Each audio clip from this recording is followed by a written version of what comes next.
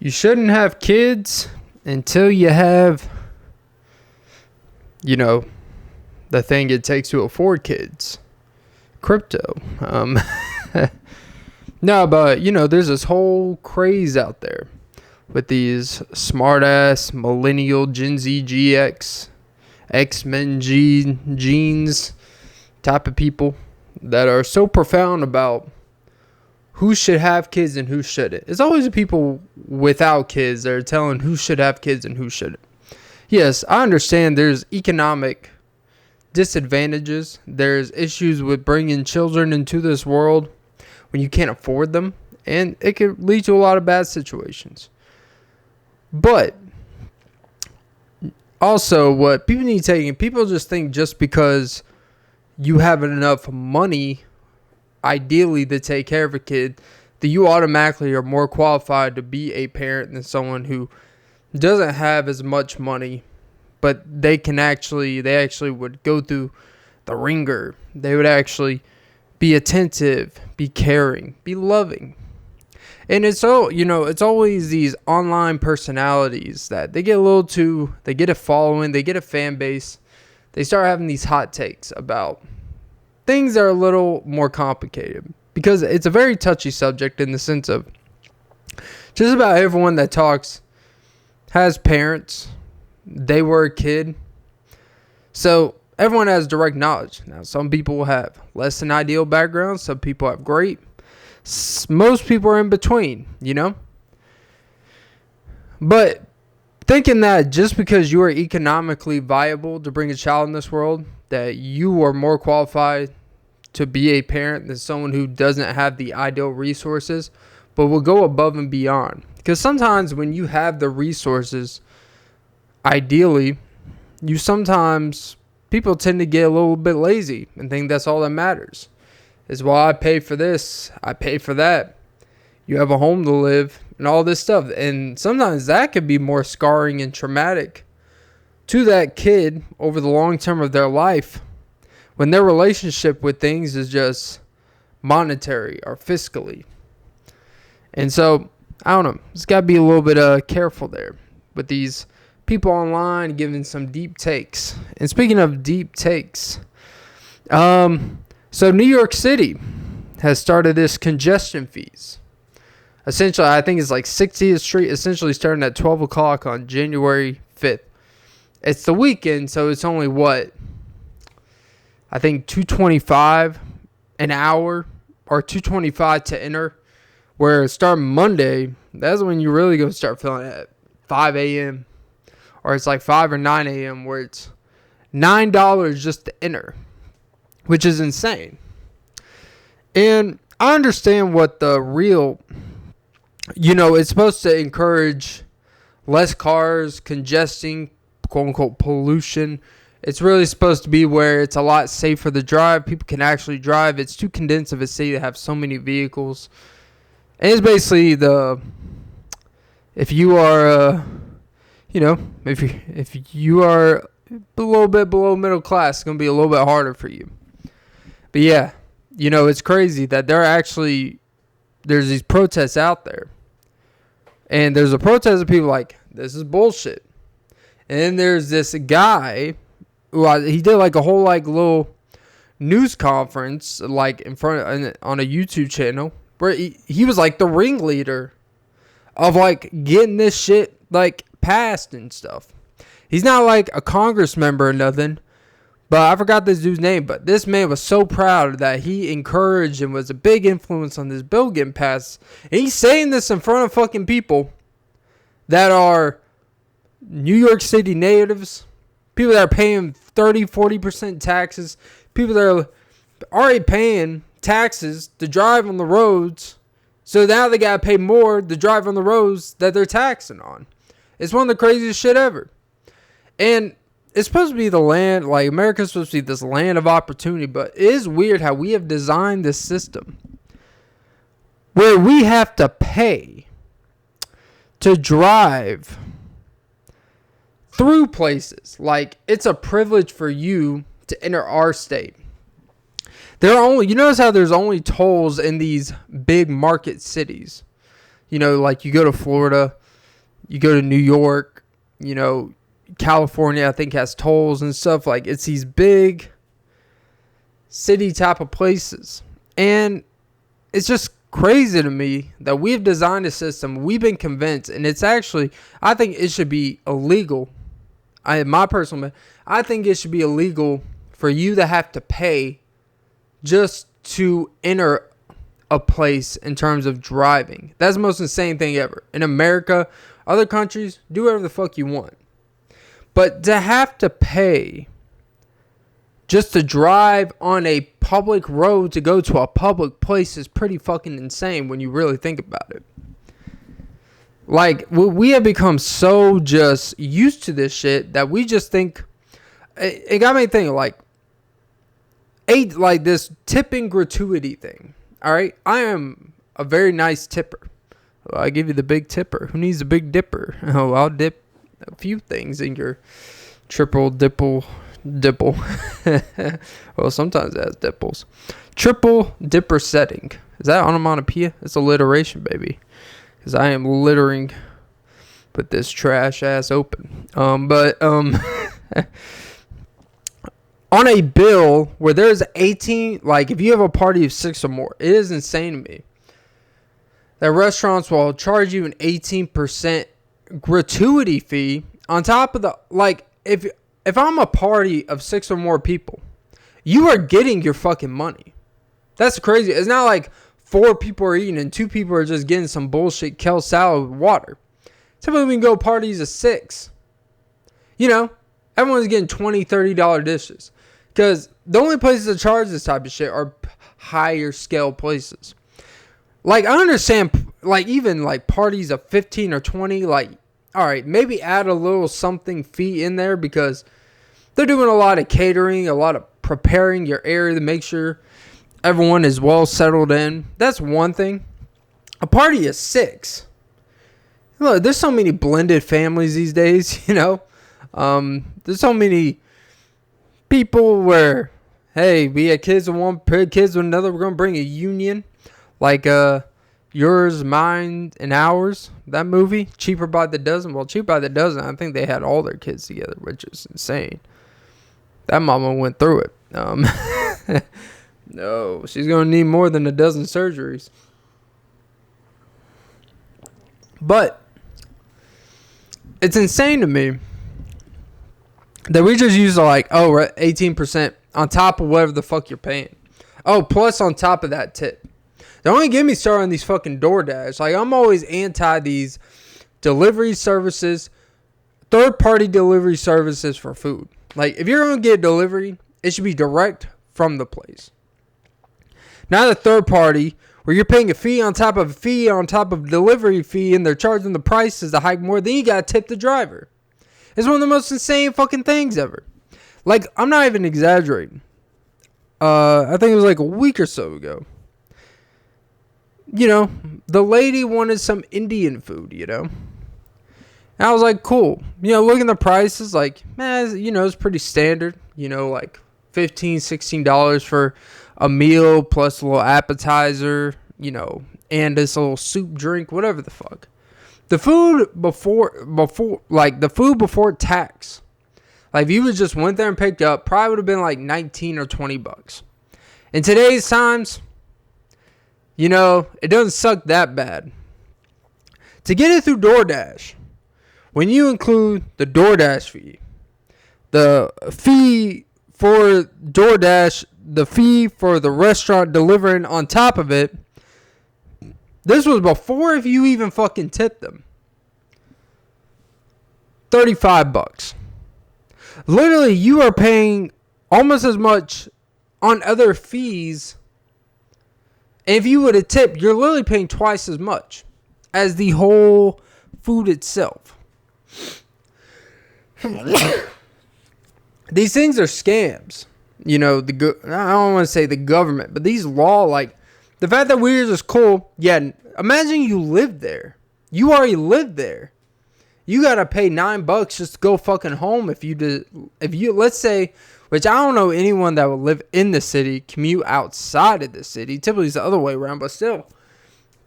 Imagine commuting to work every day. and having to pay that. Now, maybe these companies will start doing compensations and comping your mileage, but I feel like that could be iffy. Like, well, technically, we only have to cover 4 days out of the week. It's like, all right, fuck me. Yeah, man. So, yeah, $9 congestion fees. It's insane to me. And people are like, oh, that's poor people problems. It's not poor. It's integrity. Imagine, there's certain things where it's not about how much money you have or don't have. $9 to be able to drive on a road, to be able to drive on the streets, to go somewhere to eat. On top of going somewhere to eat where you're going to pay X amount, going to entertainment, going to visit your family if they live there. Just imagine that. On top of the gas you have to pay, on top of the insane fucking just traffic to get there, it's insane, man. Like, everything there's an entitlement fee. I call it entitlement fee from businesses and government, and where it's just like everything you do has to like come with some type of money attachment. It's insane. Like, any way we can, like these subscriptions or these fucking gym memberships, it's like I'm paying a monthly payment. Every commercial to small gym, it's all the same shit. Up front you pay, it's only $1. It's only $10 the first month. The next thing you know, well, actually, we got to pay a 19-month down payment, and then you'll get that back, but really you don't get it back. They just put it towards the next thing. And then once a year, you have your club fee where, it's to maintain. Why do you need $70 from me to maintain your gym that's like the fucking exact same the whole fucking time I've worked out there? What, you need my $70 to put some bullshit spray cleaning shit in a spray bottle? Is that what the fuck you need? You need my shit on top of the 8,000 fucking members at this gym? Because, the $25 a month, or even at a cheaper gym, $10 a month, where you were just getting free money out of people that forget they have a membership there. I gotta say, Crunch, great equipment. But that's not the point here. It's these fees on top of fees, on top of the original, and then more fees. It's always just fees. It's unfeasible. So, yeah.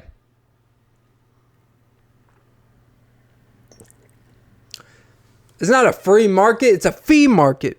But yeah. Jesus. Welcome.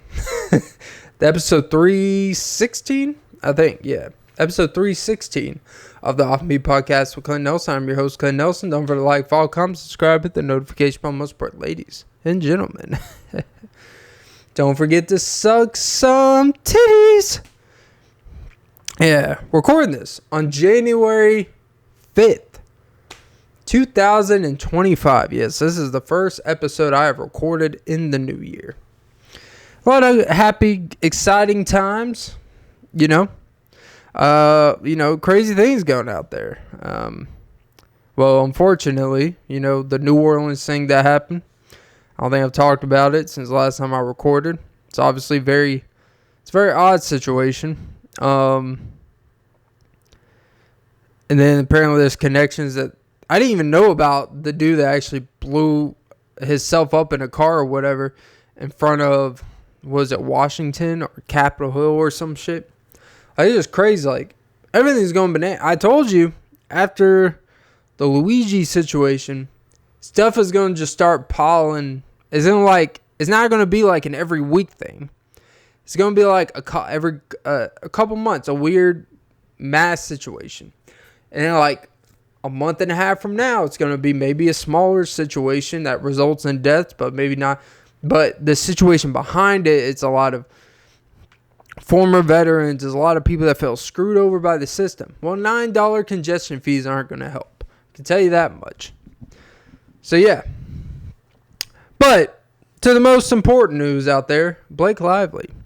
She's apparently a gossip girl and a bitch. Sorry.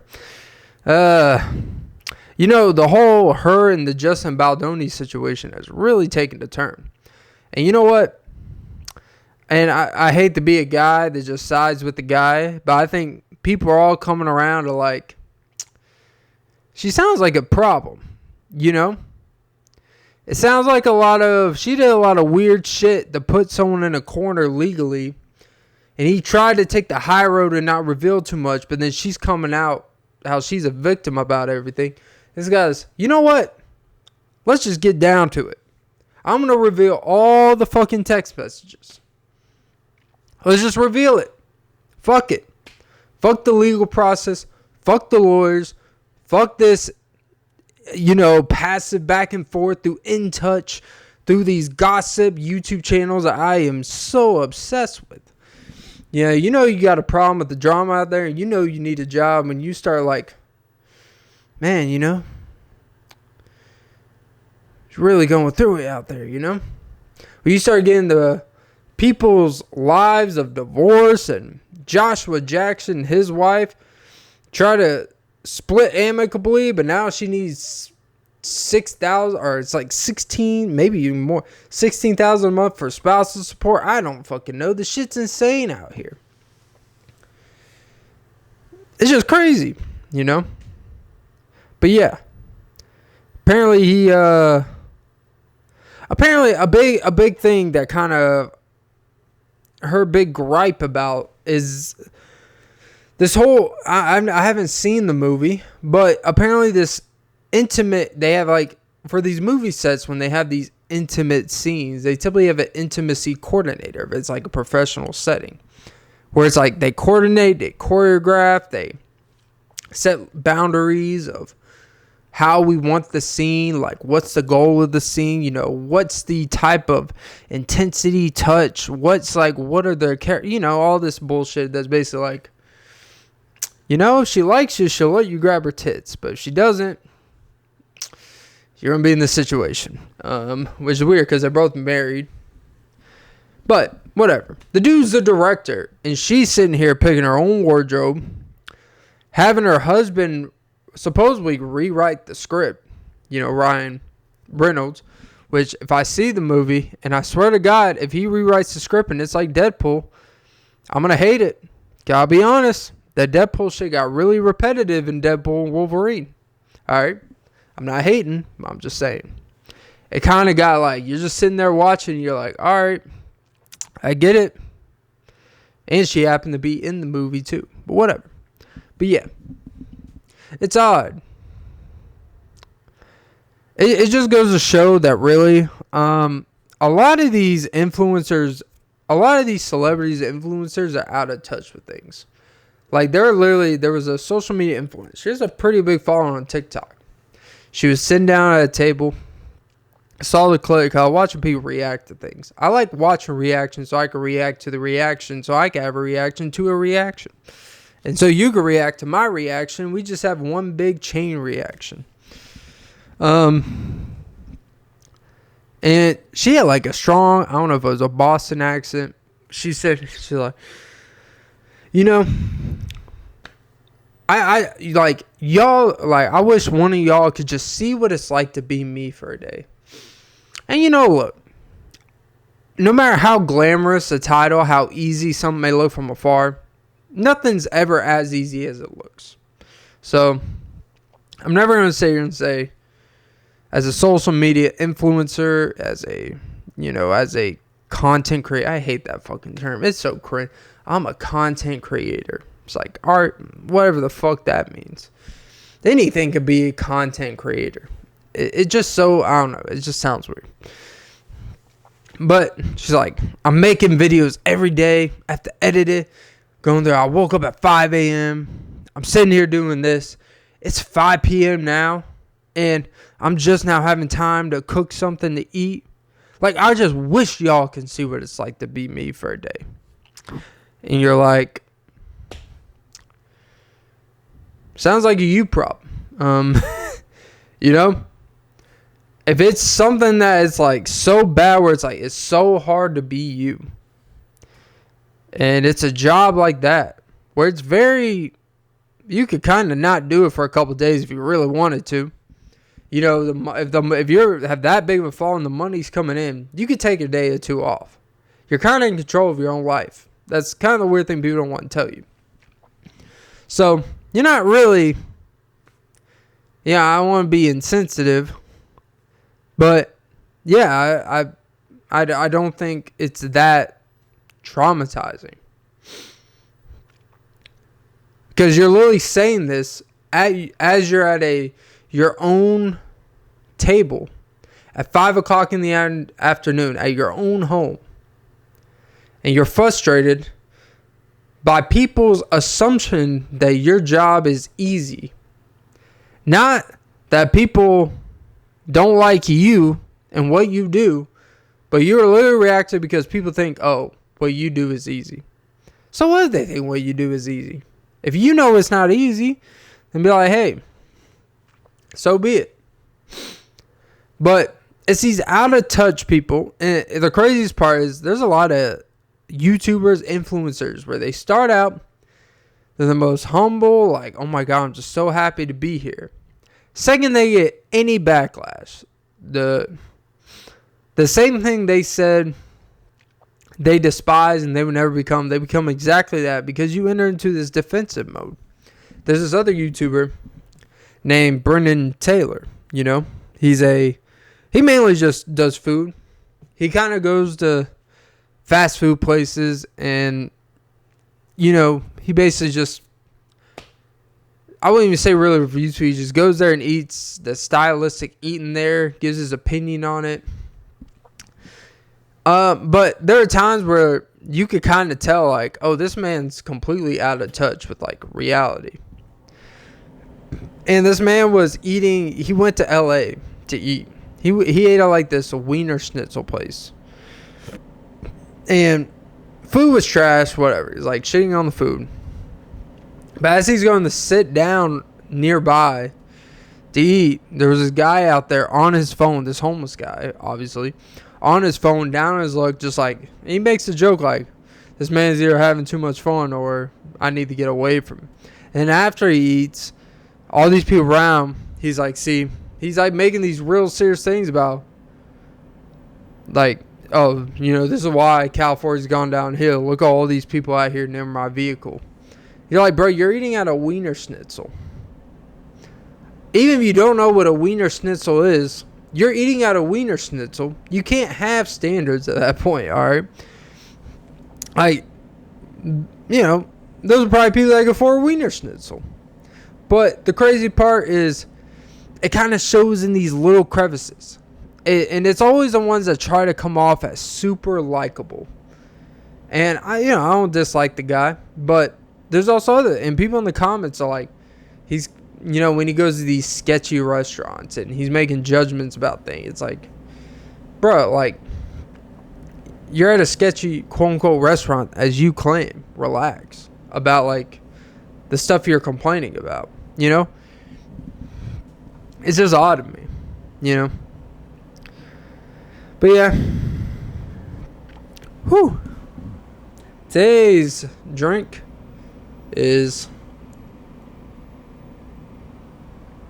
some Jewish wine. Oh, Jesus. But yeah.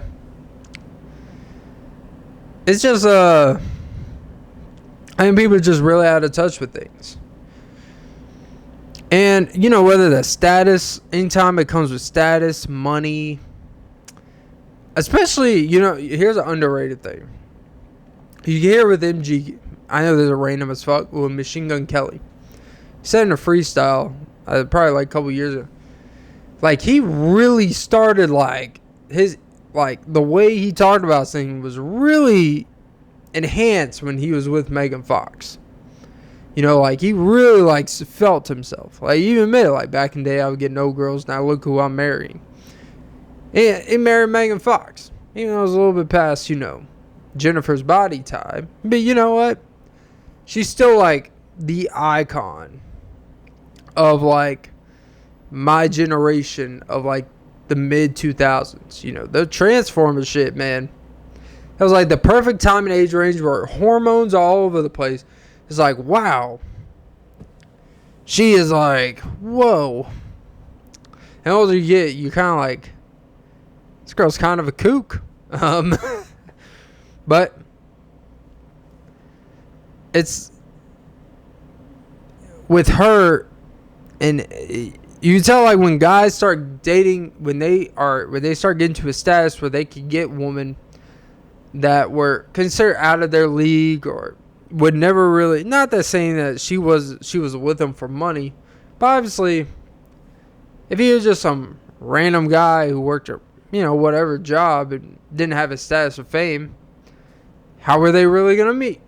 And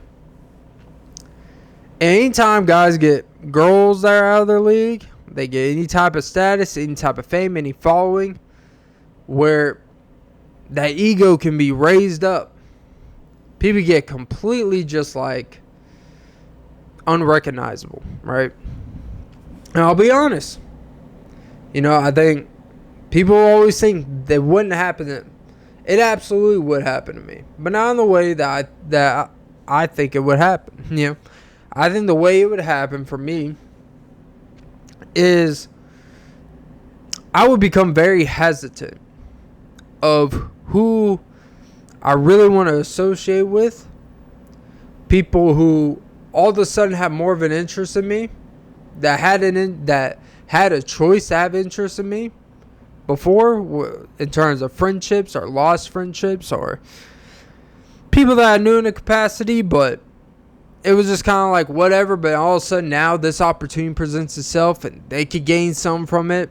And then now they're like, hey, I think we should. I'll be like, I don't know. That's the thing is, especially when it's something public. When you do something public for money and people know you, everything becomes transactional, whether you realize it or not. And kind of spiraling back to like, I saw somewhere Kyrie was on a stream with, I believe, Kai Sinet. And it was a water bottle. I forgot the brand. But he would not drink the water bottle or be seen in the frame with the water bottle unless they were paying him or he was endorsing it or as a sponsorship.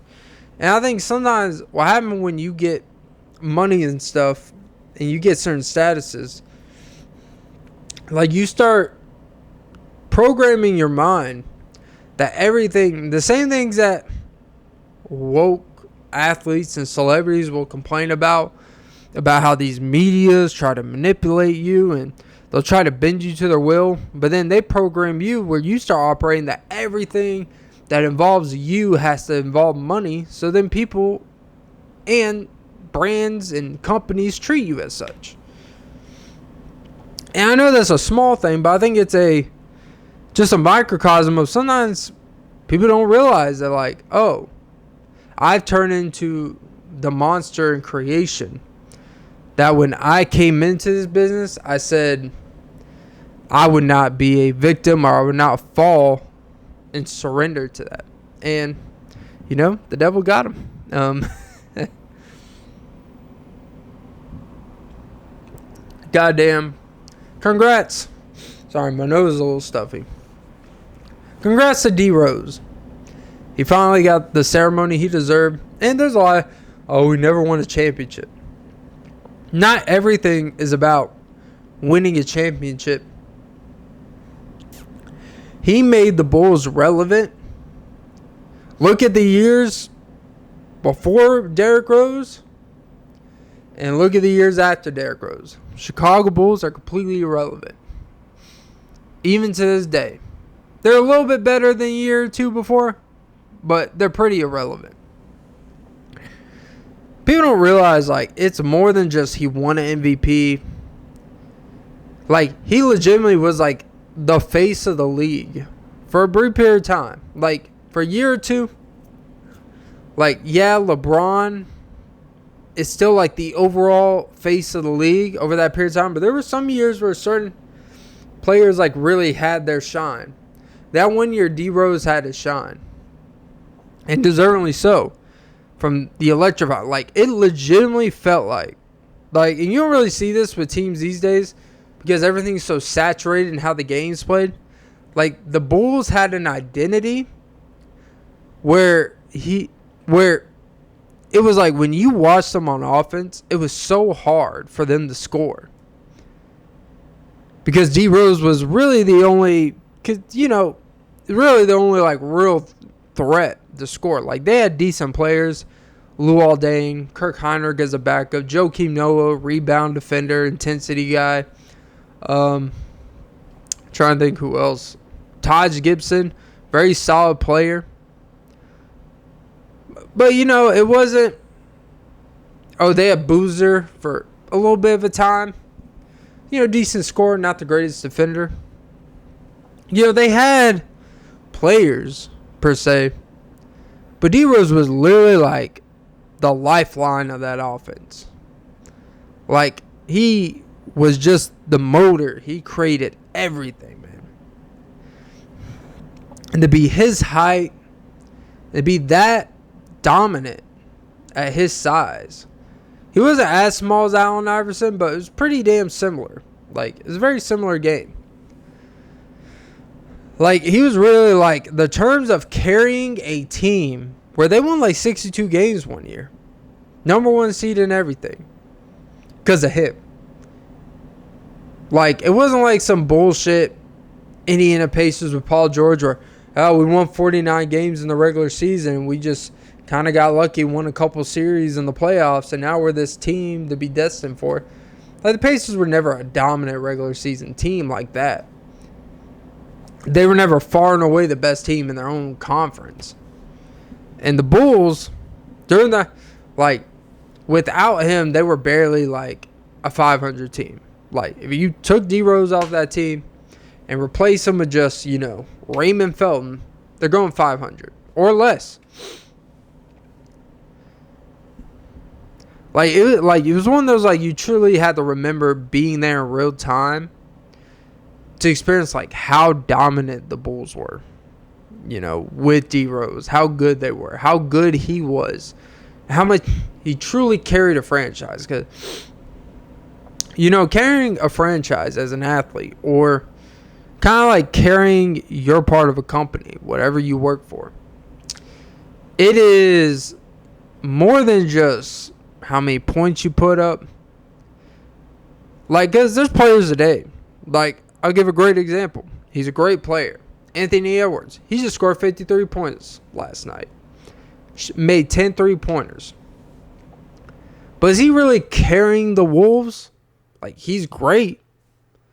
But he's not, like, carrying the Wolves, if that makes sense. De'Aaron Fox. He's a great player. Is he carrying the Kings like that? Like, he's playing well and doing his part. The Cavs. Donovan Mitchell. Great player. But is he carrying the Cavs? Where, like, if Donovan Mitchell sits out 10 games, they're going to still find ways to score the ball and be efficient. They have a good amount of players. They have pretty good players. I go across the board. Even recent memory.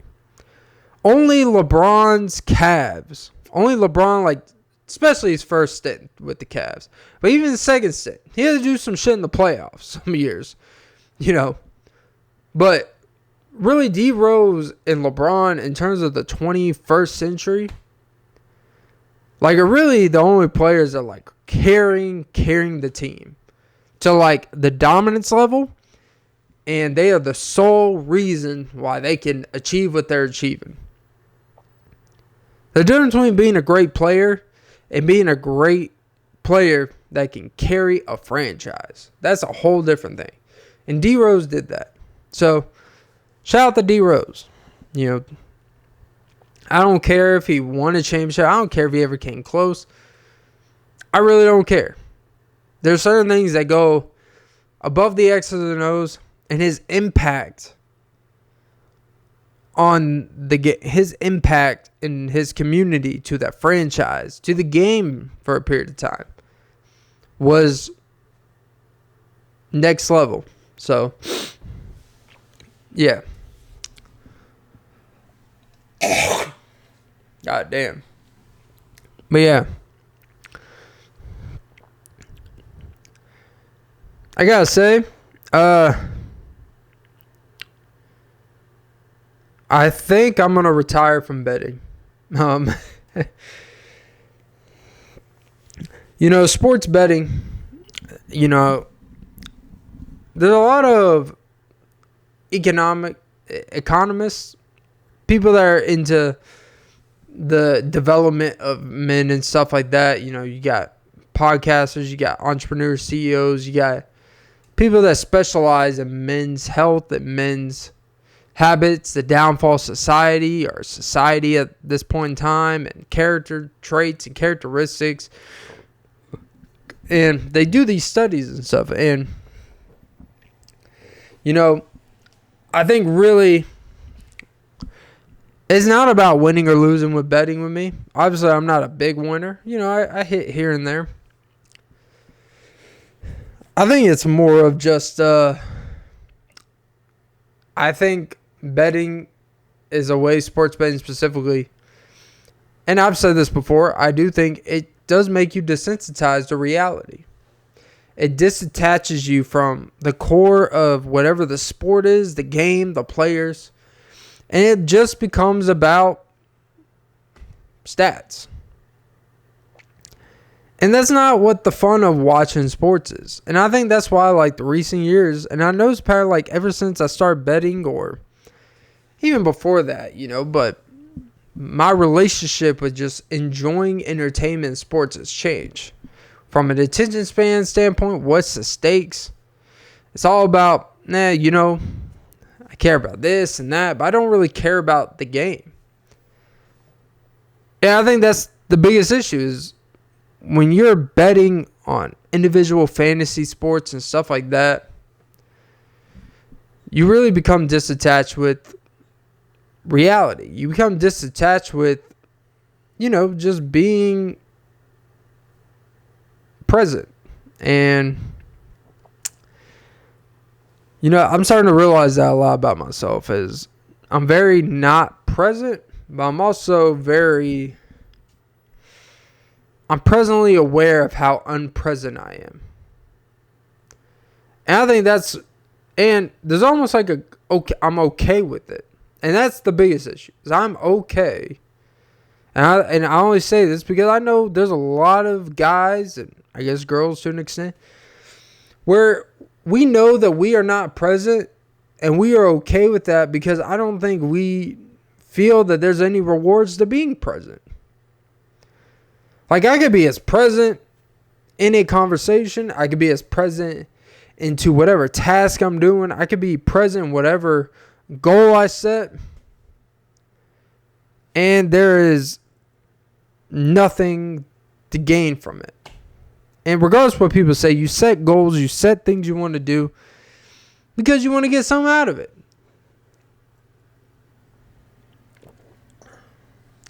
So, I don't know. I think we just got to deteriorate things out of our lives that are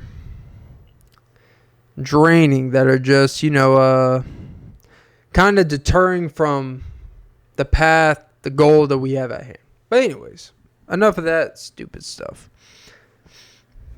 What news is out there, Yeah.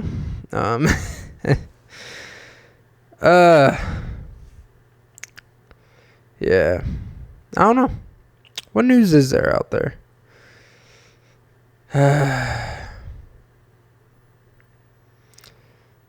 Did I mention I'm getting the quads back? I will. Here's what I will say. I've been for obvious reasons, I've been intrigued in the job market. I'll be honest with you, man. It's finding a job shit sucks. Because what you realize is these online job seeking websites, a lot of these things are outdated. They're not really direct to the source. And they may look at your application and stuff, but you still have to call the follow through. You're really still doing most of the work. I have to put in the application. You read the application. But I still got to reach out so you know that my interest is real. You know how you know my interest is real? I spent the time to send the application to you. How about that? All right. But it's more like, man, like, you know, and I came across somewhere, you know, these corporations and businesses, really what they're doing is they always say they're hiring, even when they're not really hiring. Because here's the reality. A company can always hire you when they want to. There is no rule that we can only have 80 employees in a building at a time. They can have 81. If they really see you and they're like, man, this person would be a great addition, they're going to add you and they'll find a spot for you. They might even get rid of someone else, but they'll find a spot for you. So don't say like, we just don't have enough. Like, no, you got enough room. You just don't want to hire me. And that's fine. You're not, whatever about me, it ain't what you're looking for. And that's fine. But what I've come to learn from stuff that I've researched and looked into, a lot of these corporations and businesses, they want people to continuously put applications in and apply for the job because they sell your data. That's why I like when you, especially these online websites, you agree to the terms and conditions and they basically use it for data purposes. And they basically use your resume, your information as data to data people. So they can get information and get paid and all that stuff and know what advertisement you want to hear, what to sell to you, you know, all that stuff, what you're looking for, what they need to put more out there. It's all it is. It's just another data dump. So a lot of these jobs aren't really even sincere. That's why when you hear there are 30 million jobs available in the U.S., it's like, you're like, is there? You're telling me there are 30 million people apply for a job, they could all get a job right now? Highly doubt it. But no, it's competitive out here, man. Like, you know, I think the reality you really got to come to reality with is you're going to get a job that is, most people, is going to be pretty significantly less than what you got paid before. I'm not saying you're going to get paid, 80% less. But you're going to take a little bit of a pay cut. At least at first. In most cases. That's the reality of this stuff. So people just want to look for jobs that are going to pay them the same. Once you get to a certain pay per hour, it's very, very hard to just be like, hey, this is what I got paid in my previous job. This is what I want to get paid here. Like, oh, great. Even though everyone else is getting paid like $7 less an hour than you, yeah, we got you. We want you to be able to keep up with your life. Now, they don't give a fuck about that. Yeah, man, like, it's an interesting process. I will say that. It's interesting. It doesn't even feel like it's really an application process to find the best candidates, to be honest. It really just seems like a process of you're just repeating. You're just sending out the same resumes. It really just seems a process like, I notice like when I've been to places and I see a manager or a boss interviewing someone, it always feels like that person, it always feels like they're wasting their time, right?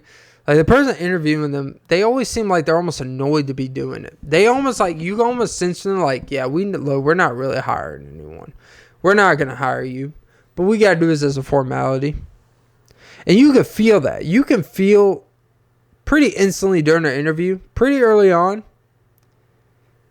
if they're going to take you serious or not. Like, it's not that hard to figure out. The more experience you have in jobs, you can figure out pretty quickly. Your first minute, 2 minutes, 3 minutes. If the person that's interviewing you is really serious about looking for someone to interview, sometimes they do it because it's just part of their job. They have to do it. They have to do X amount of interviews a month. And unless you're going to suck their dick, and once they see you're not interested in doing that, they'll get a lovely lady that will. I'm kidding. Because guys will do it too. Hey, job's a job these days, you know. But yeah,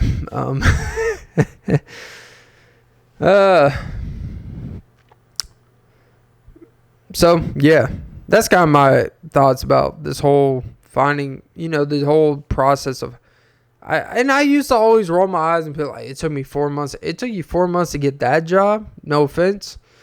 And now I'm starting to see like, yep, because these places are paying the asses. You got to go above and beyond, call, see this and that. Like, well, we got to connect. Like, Jesus fucking Christ. Like, you had the thing on here. Say you posted 3 days ago. Like, don't give me the runaround. Just tell me like, hey, no. I think that's what a lot of people, we just want to know like, hey, are you really serious about this position hiring, or is this just a formality type of posting? You tell me that. And there's a lot of random ass jobs that you could read the description, read the job description, go to the website about the company, read that description, and you're like, I don't know what the fuck this thing does. What the fuck is a consultant? It's a lot of, here's what you know, when you look for a certain amount of pay, it's a lot of sales rep, a lot of sales reps, a lot of operation reps. And so you look more into it as like, okay, what does that mean? Okay, it's for roofing companies. So what do? You go around the houses and sell the company. You're like, so what's the training for this? Because I know nothing about roofs or sales. You're like, just go around and sell. And you're like, all right, I see this is just a waste of time. And that's what it feels like. It's really like a waste of time. Because then you basically have to just kind of get a job that you try. It's like a job that's available. But the only reason why they're hiring you is because, they just had a big union strike. You're like, hey, I'll capitalize. I'll be a replacement. I'll be a scrub, as they say. So, yeah, it's odd out here. But, yeah, I think I'll end it there. That was episode 316, I think. I have to double-check that number.